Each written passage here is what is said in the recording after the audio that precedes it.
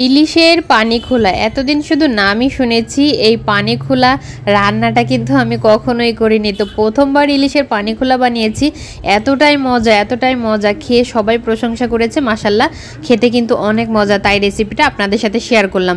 প্রথমে একটা কড়াই গরম করে অল্প কিছু তেল দিয়েছি, তেলটা দিয়ে তারপরে কিছু পেঁয়াজ কুচি দিয়ে পেঁয়াজটাকে একটু হালকা করে ভেজে নিয়েছি।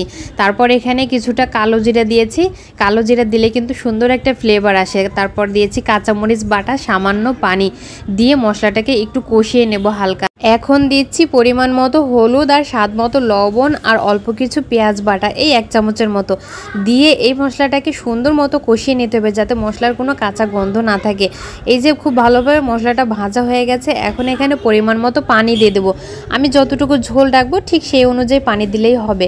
তো ঝোলের পানি দিয়েছি, ঝোলের পানিটা গরম হয়ে আসলে তারপর এখানে মাছগুলো দিয়ে দিব এক এক করে। আর এই ঝোলেই কিন্তু মাছটা খুব ভালোভাবে রান্না করে নিতে হবে, সেটা বুঝেই কিন্তু ঝোলের পানিটা দিতে হবে।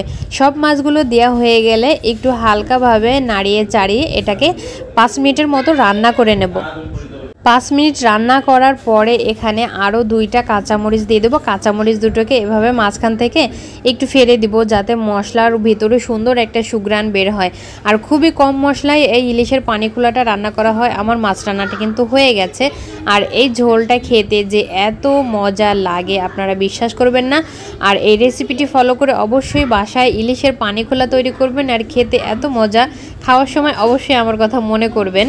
ইলিশের পানি খোলা রেসিপিটি আপনাদের যদি ভালো লাগে অবশ্যই আমার এই ভিডিওটি লাইক, কমেন্ট ও শেয়ার করতে ভুলবেন না।